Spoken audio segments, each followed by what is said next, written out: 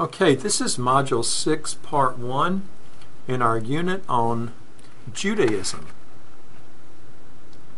Judaism is a fervently monotheistic religion that originated sometime in the Middle East, although it's hard to tell exactly when.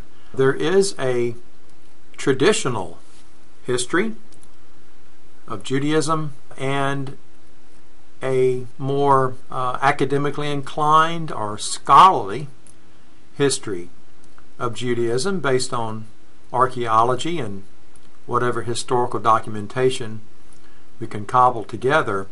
And as one might guess, the two differ in many respects.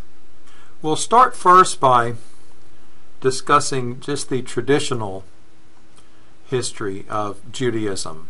By the way, much of this material is covered in the text. I'm just going to hit the highlights. And then the more academically inclined or scholarly retelling of the history of Judaism based on archaeology and historical documentation, much of that can be found in the documentary that you'll be asked to screen for this module. Well, according to the traditional history of Judaism, Abraham would be more or less the founder of the religion. The traditional history says that he was called out from Ur, and God made a covenant with Abraham through the rite of circumcision. And this all happened around 1800 BCE, according to biblical chronology. Of course, he was the first of the great patriarchs. He would eventually travel up through Haran in current-day Syria and then down into the area we call Canaan, roughly greater Israel today. He would have a son, Isaac, and then Isaac would have a son called Jacob, sometimes referred to as Israel, since he was, quote, the one who wrestled with God, according to the scriptures. And those are the three great patriarchs of Judaism. To continue with the traditional account, Jacob/Israel had one daughter and 12 sons. And of course, it's the 12 sons that are important because these were the founders of the so-called 12 tribes of Israel. And again, remember, we're in traditional history here. None of this information can be confirmed by anything other than Holy Scriptures. In other words, we have no archaeology, no historical documentation, actually for anything that happens much further back in time than David. They have pretty much established the historical existence of David, King David, around 1000 BCE, but before that, we really have no empirical data. All we have are scriptures. Anyway, to continue with the traditional story, sometime later we find that the patriarchs and their descendants eventually fled Canaan and relocated to northern Egypt. And there they would be enslaved for about 430 years. And that, of course, gets us to the tales of the obstinate Pharaoh and the 10 plagues that God sent down upon Pharaoh because Pharaoh would not let the Israelites go, so to speak. Eventually, however, the Pharaoh relents and the Israelites make their exodus, hence the name of the text. And you have the fantastic story of the parting of the sea. That's actually the Sea of Reeds. It's actually the Sea of Reeds. The great parting of the sea where the Israelites are allowed to escape and the seas close in on the Pharaoh's army. Again, according to traditional history, this great band of Israelites, and actually it was said there were 600,000 men, which would make them about 2 million people all told. And they make their way to Mount Sinai, where supposedly Moses spends 40 days up on Mount Sinai, receiving the Ten Commandments. While he's up there, the Israelites have reverted to idolatry, and Moses in his anger throws down the tablets, and they're destroyed. He has to go back up, get another copy, so to speak. And eventually these are put in an ark that they will carry around with them, and so they wander for 40 years until they reach the eastern shore of the Jordan River. Moses is not allowed to actually go into Canaan, and he passes away about that time and pretty much hands over the reins to Joshua, and then they cross the Jordan River into Canaan, and they begin to take over one city after another, sometimes in very violent ways. In some cases it's said that they killed every man, woman, and child in certain villages. You can read about that in the Tanakh. One way or the other, either through treaty or through annihilation, the Israelites took over Canaan. Eventually, after they were settled in, we would have Saul, who was actually the first king of the united monarchy. Saul, he reigned beginning in 1021 BCE, and then his reign would give way to David, and David would begin his reign. This brings us to somewhere around about 1000 BCE or so. And as I said earlier, this is where history and archaeology kick in, so to speak. Before this time, some people say we're just dealing with mythology, not events that actually transpired. But be that as it may, once we reach the time of David, we're on pretty solid footing regarding historical documentation and archaeological data. And then the traditional story continues that Solomon actually built. Solomon now is the son of David, so Solomon followed David's reign, and he built the first Jewish temple around 922 or so. Again, according to traditional history, the kingdom split up into a northern kingdom called Israel and a southern kingdom called Judah. Around 722 or so, the Assyrians, which had become a huge power in the Middle East, overran Israel. That's the northern kingdom, and formally annexed it. Judah, in and around Jerusalem, did hang on for a while, but eventually even they were captured by the Babylonians, and they exiled all the remaining Israelites or Jews to Babylon. And that happened in 586, and of course the Babylonians destroyed the first Jewish temple in 586. And that is historically sound.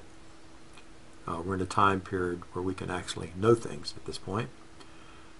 This exile would last about 50 years, at which point they would return. They'd be allowed to return to Jerusalem with the aid and assistance of Cyrus the Great, who was actually a Zoroastrian himself, the great Persian king, Cyrus the Great. Allowed them to return to Jerusalem. They rebuilt the temple in 515 BCE, and it would stand until sometime after the time of Christ, but that gets us into Christianity, so we'll stop it there. Now, according to traditional Judaism, Jews have always been the people of one God, Yahweh, according to the so-called J writer, or Elohim, according to the E writer, slightly different term for God. And the Torah is an accurate retelling of history. Well, so that being said, let us move to what we have actually discovered through archaeology and historical documentation.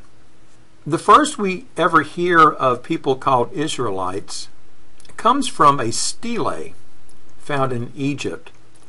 It's just a plate where things are inscribed. And about 1208 BCE, this stele describes Israelites to the east of Egypt. So at least some group referred to as Israelites were in Egypt at that time. One of the things that puzzled scholars was some of the discrepancies that are found in the Torah. Like, for example, in the flood story, where in one passage it speaks of basically loading up 2 pairs of animals, and then another passage it speaks of loading up 7 pairs of clean animals and 2 pairs of unclean animals. Also, too, the flood, is it 40 days in duration or 150 days? Do they send out a dove or do they send out a raven to make landfall to confirm that the flood is over? And actually it's been determined that there are 2 different versions of the flood story that have been put together, accounting for the discrepancies. Not to mention the fact that there are 2 different Genesis accounts, 2 different creation accounts. One begins at chapter 1, the other begins at chapter 2, verse 4. Each writer uses a different term for God.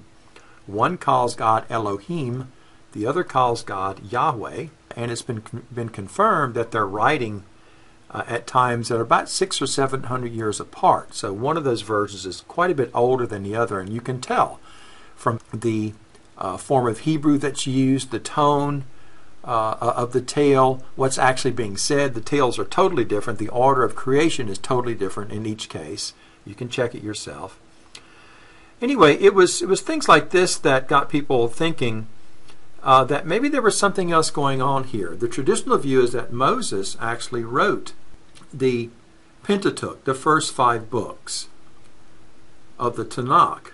But discrepancies like this made people go back and examine the text. And to make a long story short, at this point, scholars have found at least 4 different writers, all have different concerns, writing at different times, speaking in different ways, often using different terms for the name of God. It's pretty easy to see them. And they are the J writer, who uses Yahweh to refer to God, the E writer, who uses Elohim to refer to God. You also have someone referred to as the D writer, and this writer basically affirms the covenant with God, really emphasizes that we should be worshiping only one God. And this person began writing around the 7th century BCE. And then lastly, the J and the E writers are the oldest. And then lastly, we have the P writers, the priestly writers, who are thought to have combined all the older texts sometime around the period of the Babylonian exile to give us the modern Pentateuch, the modern Torah. So that's what's called the documentary hypothesis. The fact that there are many writers that have contributed to the Tanakh, particularly the Torah, the first, or the Pentateuch, the first 5 books. It's also, I know it's confusing, sometimes also called the Torah. Getting back to the scholarly academic sort of take on this, there is actually no evidence found for a huge exodus of 2 million people from Egypt during the time period in which this was said to have happened. It would be archaeologically quite easy to find evidence of this. I mean, as an anthropologist, I can tell you that we can find living sites that are 500,000 years old. We can pretty much tell what they were doing at that living site. So it would be quite evident in the archaeological record. And as of this point, there is simply no physical evidence that anything like the Exodus actually ever happened. If we shift over to Canaan, we can understand a bit more who the Israelites actually are. In Canaan, we had a number of city-states, each one sort of overseen by a king of some sort under Egyptian rule. Apparently there was an uprising, and think more along the lines of a class rebellion, you know, the lower class striking at the upper class, so to speak. And this lower class who were engaged in this rebellion, we would refer to as the Israelites. And they would eventually form their own identity, and we see that in the archaeological record, because all of a sudden we see a special identity in, for example, the stylistic patterns that we find in pottery. Also, too, the cities that supposedly Joshua was to have destroyed in a matter of a few years, and three of them, Ai, Jericho, and Hazor, actually were destroyed, but they were destroyed hundreds and hundreds of years apart. So that doesn't appear to be correct. That the cities were destroyed, but they weren't destroyed in the way that was noted in the Bible. Now, this is according, once again, to really pretty good archaeological data. They've excavated these places. For example, one city, Ai, was actually destroyed, some 1,000 years before Joshua was even born. Jericho was destroyed before, probably about 300 or 400 years before Joshua was in Canaan. So there's enough there to cast a significant amount of doubt on the traditional retelling, at least based on archaeology. One interesting fact that is sort of turned up is the origins of the term Yahweh. It is said that in an area called Midian, and this, by the way, is where Moses first encountered the burning bush, where Yahweh spoke to Moses and gave him his charge to go back to Egypt to free the Israelites. Anyway, so this is where Moses first encounters Yahweh, in the burning bush. It's in Midian. Well, as it turns out, the people of Midian recognized what appears to be a god referred to as YWH, Yahoo, or something along those lines. There were no vowels, just YWH. And there were some Canaanites who actually did flee Egypt, and they moved through Midian on their way back to Canaan, and it is thought that they simply brought YWH with them, which was eventually changed to YHWH, Yahweh. So it appears to be, as far as like what we do know archaeologically and historically, that Yahweh originated in Midian as something else and was transformed into YHWH, or Yahweh, that's associated with the Israelites. In regard to the monotheism issue, actually it's been found that the Israelites were polytheist all the way up to the period of the Babylonian exile. Many idols have been discovered in association with Israelite living sites in Canaan. Also, too, there is a so-called mother goddess, a female divine figure associated with Yahweh that has been found in ancient Canaan.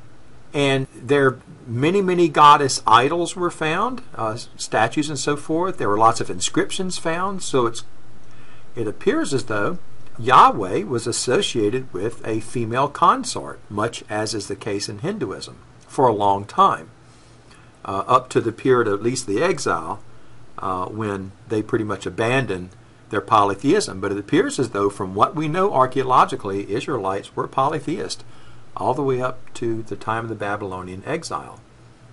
It's thought that it was during the exile that the so-called P writers, the priestly writers, actually combined all the older text, the text written by the E, J, and D writers, to give us what's called the modern Torah, because there is no evidence of that before that time.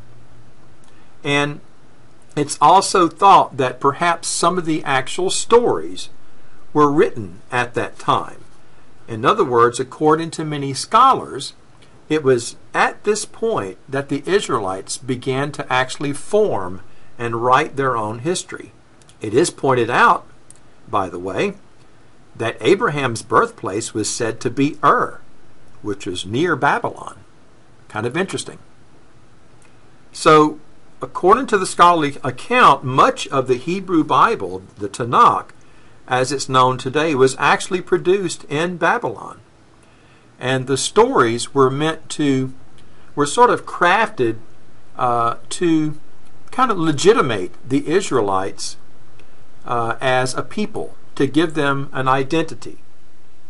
So we're not to take stories of Noah and Abraham and so forth literally, according to this account.